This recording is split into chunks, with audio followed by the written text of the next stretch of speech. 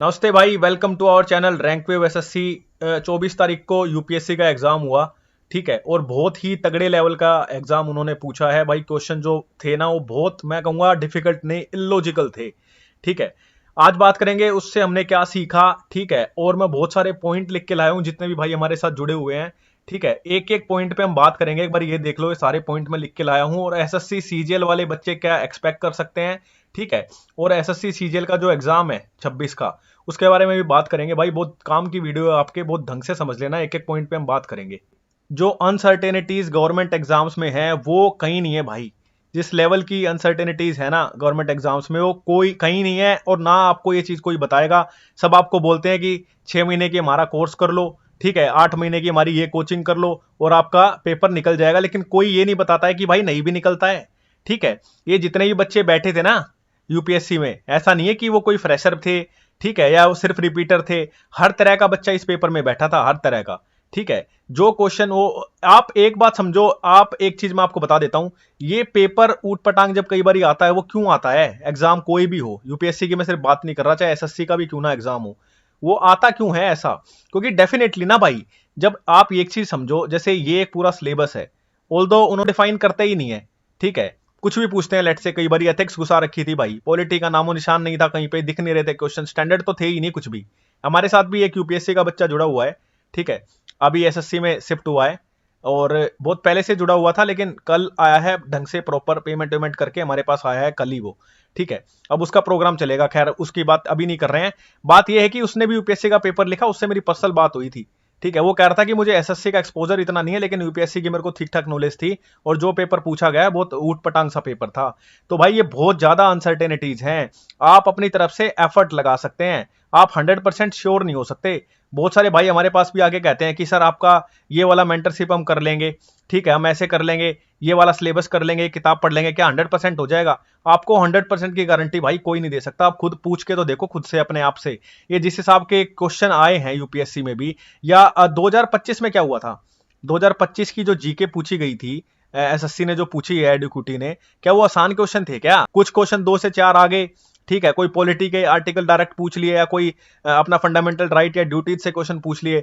नहीं तो जो स्टैटिक का भी पोर्शन था ना, स्टैटिक का भी पोर्शन था, बहुत तगड़े लेवल का स्टैटिक का पोर्शन था, और वो अभी तक भी किसी ने नहीं बताया कि वो क्वेश्चन कहां से आए थे। हम अपनी पीडीएफ दिखाएंगे जब बात करेंगे उसके बारे में। तो बहुत ज्यादा अनसर्टेनिटीज हैं। आप बिल्कुल, आपके पास एक बैकअप होना चाहिए हर किसी चीज का। मैं देखता हूं बहुत सारे बच्चे हैं, बोलते हैं कि जी हम तो सिर्फ एसएससी सीजीएल को ही टारगेट कर रहे हैं। अरे इन केस आपका, मैं तो चाहता हूं दिल से भाई कि आपका हो जाए। ठीक है, इन केस अगर आपका नहीं होता है तो आपके पास क्या बैकअप है? हम तो बच्चों को ये भी बोलते हैं कि एनटीपीसी की तरफ जाओ। ठीक है, दूसरे अदर एग्जाम्स जो हैं वहां पे आप टारगेट करो। आपको तैयार तो हम कर सकते हैं, लेकिन भाई 100% एग्जाम में गारंटी आपको कोई नहीं दे सकता। ये बात मेरी आज लिख लेना। ठीक है, अब एक और चीज देख लो, दूसरी बात, कंटेंट। कंटेंट हर साल भरता है, चाहे वो पेपर एसएससी का हो, यूपीएससी का हो। ठीक है, अभी हो क्या रहा है ना, जो कंटेंट है वो इतना ओवरफ्लो हो रहा है हर चीज का। जैसे ही कोई पेपर का नोटिफिकेशन आता है या कुछ भी आता है, उसमें फिर ना जो क्वालिटी और रेलिवेंसी है ना, वो कम हो जाती है भाई। ठीक है, मैं अपनी बात करूं तो हम सिर्फ बच्चे को वही प्रोवाइड कराते हैं जिससे उसका एग्जाम में फायदा हो। ठीक है, बहुत सारे भाई आके बोलते हैं कि मॉक टेस्ट में इस बारी नंबर नहीं बैठे, अगला मॉक टेस्ट लगाएं, कह रहे हैं इसमें नंबर आ गए। फिर कोई दूसरा मॉक टेस्ट अटेम्प्ट करेंगे किसी प्लेटफॉर्म का, कहते हैं जी वहां नंबर नहीं आए।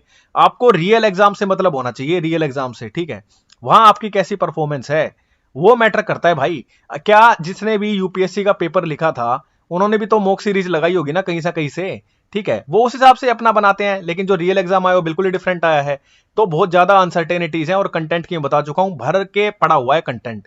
बच्चे को यही नहीं पता कि मैं इसको यूटिलाइज कैसे करूंगा, बच्चे को यही नहीं पता कि मैं इसको कैसे किस हिसाब से मैं इसको एक्सेस करूंगा। वो तो दे देते हैं आपको उठा के, भाई ये कोर्स है हमारा, कर लो, बात खत्म। सिर्फ कोर्स करने से थोड़ी सिलेक्शन होता है भाई, कोर्स तो दुनिया करके बैठी है। अगले पॉइंट पे बढ़ेंगे। बहुत सारे भाई कहते हैं कि 1 साल हमारा वेस्ट हो गया। बिल्कुल भाई, ऐसा ही होता है। ऐसा नहीं है कि कोई भी सरकारी एग्जाम 1 साल में 2 बारी होता है। 1 साल में एक ही बारी एग्जाम होगा। ठीक है, और वो पेपर का दिन ही डिसाइड करता है कि आप क्या करेंगे। बहुत सारी चीजें ऐसी होती हैं कि आप, हो सकता है पेपर से पहले आप कितने भी प्रिपेयर क्यों ना हो, पेपर का दिन हमेशा ही अलग होता है भाई। ठीक है, वो जो गिवन टाइम होता है ना, मैं एसएससी की बात करूं तो जो गिवन टाइम 1 घंटा होता है, ठीक है, उसमें आप कैसा परफॉर्म कर रहे हो, उसमें आपने कितने एफर्ट लगाए हैं, किस हिसाब से अपने दिमाग को शांत रखा है, किस हिसाब से आपकी प्रैक्टिस थी, वो सारी चीजें वहां पे दिखती हैं भाई। ठीक है, वो एक ही दिन होता है लेकिन उसके पीछे बहुत सारी मेहनत होती है। जैसे ये एक साल जो वेस्ट हो गया ना बच्चों का, ठीक है, जिनका लास्ट अटेम्प्ट था वो क्या करेंगे भाई? अगर किसी के पास बैकअप नहीं है, जैसे मैंने दोबारा भी बोला, तो आपके पास क्या है? आपके पास कुछ नहीं है फिर उसके बाद।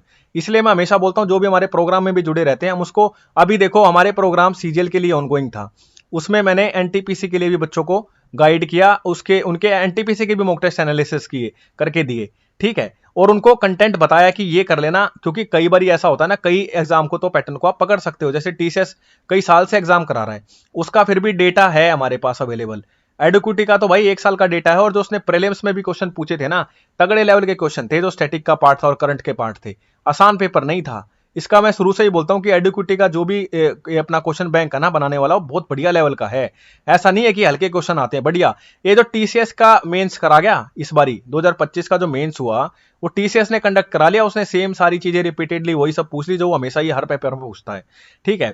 मैं तो चाह रहा था कि ये पेपर एडुक्यूटी कराए, अगर ये पेपर एडुक्यूटी करा लेता ना, फिर देखते आप, फिर जो ये आ रहे हैं ना कि हमारा इतने आगे, हमने 20 क्वेश्चन मैच करा दिए, 15 करा दिए, फिर चुप जाते, क्योंकि ये 2025 में कहां थे प्रीलिम्स के टाइम पे जब पेपर हुआ था।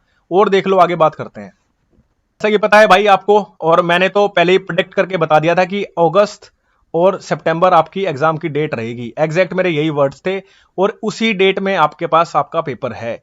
मैं बता रहा हूं भाई, आपके पास 2 से ढाई महीने हैं अभी भी।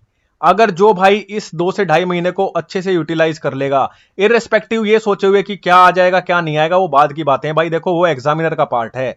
अभी भी मैं आपको एक चीज बता देता हूं, अभी क्या हुआ है, अभी जैसे ही यूपीएससी का पेपर कंडक्ट हुआ प्रीलिम्स का, सारे टीचर्स आ गए, सारी कोचिंग इंस्टीट्यूट आ गए, ठीक है, क्योंकि ऑब्वियस सी बात है ना, वो भी अपने आप को डिफेंड तो करेंगे ना, नहीं तो ऐसा हो जाएगा भाई, जब कोचिंग से कुछ आता ही नहीं है तो बच्चा कोचिंग करेगा भी क्यों? आप समझ रहे हैं।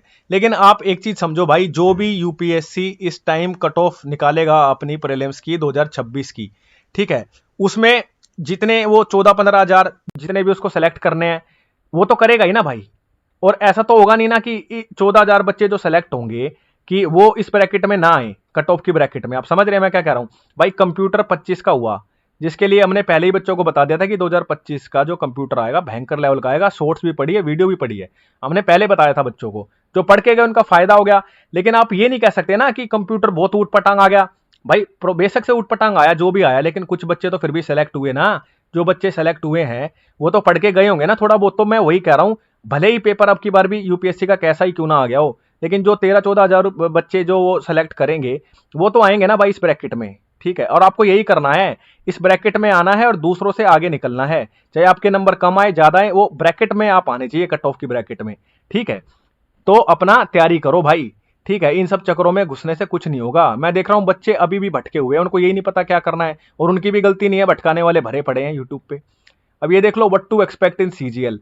भाई मैं अभी बहुत ज्यादा इस पे प्रेडिक्ट करना नहीं चाहूंगा, क्योंकि मैं एक चीज का वेट कर रहा हूं। हम कोई भी प्रेडिक्ट करते हैं पूरे एनालिसिस के बेसिस पे करते हैं, लेकिन एक चीज पक्की है, अगर एडुक्यूटी ही पेपर करा रहा है, जो कि एडुक्यूटी ही कराएगा, ठीक है, तो इसके जो क्वेश्चन बैंक है ना, इसने सबको सेग्रीगेट किया हुआ है।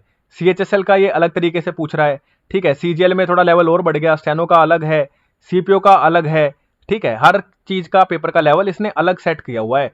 और जो सीजीएल में जो क्वेश्चन थे ना भाई, वो भयंकर लेवल के क्वेश्चन थे, जीके के बढ़िया। मैं आपको हमेशा ही एक बात बोलता हूं, आपके जो कोर सब्जेक्ट है ना, हमारे पास भी बहुत सारे भाई आते हैं, कहते हैं कि जीके का कुछ हमें ऐसा दे दो कि बस हम कर लें और सारी चीजें हो जाए। जीके भाई बहुत वास्ट सब्जेक्ट है, ठीक है, ना ना करते भी 7 सब्जेक्ट बैठते हैं, अपना हिस्ट्री, पॉलिटी, अपना ज्योग्राफी, 3 सब्जेक्ट अपने साइंस के आगे, फिर करंट अफेयर रह गया अलग से, ठीक है। तो बहुत अनसर्टेनिटीज है इसमें जीके के पोर्शन में। लेट से कई बार कुछ भी पूछता है जिसकी कोई सेंस ही नहीं है। पर जो चीजें ना आप कंट्रोल नहीं कर सकते ना, उनके पीछे भागने से कुछ नहीं होगा। आप जो कंट्रोल कर सकते हैं ना, वो आपके जो कोर सब्जेक्ट है, जैसे मैथ में बहुत ज्यादा नहीं घुमा सकता, ठीक है, इंग्लिश होगी, इंग्लिश में बहुत ज्यादा नहीं घुमा सकता, रीजनिंग स्टैंडर्ड है, हर कोई करके जाता है। लेकिन बच्चे के यहाँ नंबर नहीं आ रहे, बच्चे को चाहिए मुझे जीके में कुछ ऐसा दे दो जिससे मेरे नंबर बढ़ जाएं, ठीक है। हमारे पास भी बहुत सारे बच्चे हैं जिनका अभी स्कोर 150 160 के आसपास पहुंच गया है, बहुत सारे बच्चे हैं ऐसे, ठीक है, और उन पे हम काम कर रहे हैं। और स्टेनो का जो बच्चा है हमारे साथ, एक ही स्टेनो का बच्चा है हमारे साथ, उसको मैं स्पेशली टाइम दे रहा हूं, क्योंकि मैंने 2 बार स्टेनो खुद निकाला हुआ है, और उसके लिए स्पेशल टाइम जा रहा है, क्योंकि उसका पेपर है अब 2 महीने बाद। फॉर्म तो डल चुके हैं, और उसको जब वो स्टार्ट उसने किया था, तो उसकी 70 के आसपास, 75 के आसपास उसकी परसेंटाइल थी। अभी 95 परसेंटाइल तक पहुंच गया है, और अभी उसे और काम करा के उसको घिसेंगे हम अच्छे से, ठीक है। बहुत सारी चीजें होती हैं, ऐसा थोड़ी है कि आपने सिलेबस कंप्लीट कर लिया और आपका सिलेक्शन हो जाएगा, दुनिया करके बैठी है, सबका थोड़ी हो रहा है। तो मैं यही बता रहा हूं, अभी तक भी अगर आप इन सब्जेक्ट पे ध्यान नहीं दे रहे हो ना और इसके पीछे सिर्फ भाग रहे हो, तो भागते ही रहो, इसका बहुत ज्यादा कुछ नहीं कर सकते हो। यहाँ अपनी अच्छी कमांड बनाओ, और जो आपके पास बढ़िया टाइम बचता है, ऐसा नहीं इसको टाइम नहीं देना, टाइम देना है, और जो हमने टॉपिक लिस्ट किए हैं वो कर जाना। ठीक है। जो आपका एक आइडल स्कोर होना चाहिए ना जीके में, वो यही बैठेगा, इररेस्पेक्टिव ऑफ द शिफ्ट की कैसी पूछ रहा है कैसी नहीं। एक बारी और आगे बात कर लेते हैं। एक ये मैसेज है भाई अपने सारे पेड स्टूडेंट्स के लिए, जितने भी अपने साथ बच्चे जुड़े हुए हैं, मैं आपसे जितना अब तक बताया गया है उतना आप फॉलो करते रहो, और जो रेलेवेंट कंटेंट हो सकता है ना आपके एग्जाम के लिए, मैं उसको मोस्ट प्रोबेबली जून के एंड तक सारा बाइंड अप कर दूंगा। ठीक है। उसके बाद आपका जो चलेगा ना वो सिर्फ मॉक चलेंगे। ठीक है। उस पे माइन्यूट डिटेल्स पे काम होगा, जो भी छोटी छोटी डिटेल्स रह जाती है ना पेपर में जब बच्चा अटेम्प्ट करता है मॉक टेस्ट और सारी चीजें, फिर एक छोटी छोटी कुछ बारीकियों पे काम चलता है, उसके बाद जाके आप बिल्कुल फुल प्रूफ तैयार हो जाएंगे। ठीक है। फुल फ्लैश तैयार हो जाएंगे, उसमें कोई दिक्कत नहीं आएगी। ठीक है। और जितना भी कंटेंट जा रहा है, जितना भी बताया जा रहा है, उस हिसाब से ही आपको पढ़ना है, भटकने की जरूरत नहीं है, बहुत क्रूशियल टाइम है 2 से ढाई महीने का। ठीक है। इसमें भटकोगे ना तो फिर दिक्कत हो जाएगी भाई। और मैं अपना नंबर दे रहा हूं भाई, अगर किसी भाई का कोई भी डाउट या क्वेरी, क्योंकि आज भी कुछ 2-3 बच्चों की क्वेरीज थी। ठीक है। तो नंबर कई जगह था, किसी वीडियो में कहीं में नहीं था, तो हम ये नंबर दे रहे हैं अपना, एक बार ये नंबर नोट कर लो भाई अपना। ठीक है। अगर किसी भी 7737620668 किसी भी भाई का कोई डाउट है या कोई क्वेरी है भाई, हमसे कांटेक्ट कर सकता है, हमसे पूछ सकता है। ठीक है। वैसे हमारा 2027 का भी प्रोग्राम अब ऑन गोइंग है भाई। अगर कोई बच्चा बिल्कुल ही फ्रेशर है जो हमारे साथ जुड़ के अपनी तैयारी कर सकता है, अपना टाइम बचा सकता है बेसिकली। ठीक है। हम भाई काम करते हैं क्वालिटी पे, हमारा वो काम नहीं है उठा के बच्चे को कुछ भी चिपका दिया, वो नहीं करते भाई हम। और बहुत ज्यादा हम यूट्यूब पे इसलिए भी एक्टिव नहीं होते क्योंकि जो दुनिया कर रही है भाई हम वो क्यों करें, हम करते हैं कुछ अलग जिससे बच्चे का फायदा हो ढंग से, चाहे वो कंटेंट में हो, चाहे उसका मॉक टेस्ट का एनालिसिस हो। ठीक है। या उसको गाइड करना हो या उसको बताना हो क्या चीज सही क्या चीज गलत आपके लिए। ठीक है। तो ये नंबर है भाई हमारा, और जितने भी हमारे पेड स्टूडेंट्स हैं, अब मैं ट्राई करूंगा सबसे इंडिविजुअली बात करूं, 5-5 स्टूडेंट्स को उठाएंगे, उनसे बात करके और उनको सारी चीजें ढंग से समझा देंगे। और एक ही चीज ध्यान रखना भाई, हमारे साथ बच्चा सिर्फ वही जुड़ता है जो खुद अपने आप मेहनत करने के लिए तैयार है। ठीक है। हम वो काम नहीं करते हैं कि अननेसेसरीली अपने कुछ फायदे के लिए किसी को गुमराह करके कुछ भी कर लिया, वो हम नहीं करते भाई। ठीक है। मिलते हैं भाई अगली वीडियो में, और पढ़ते रहें भाई।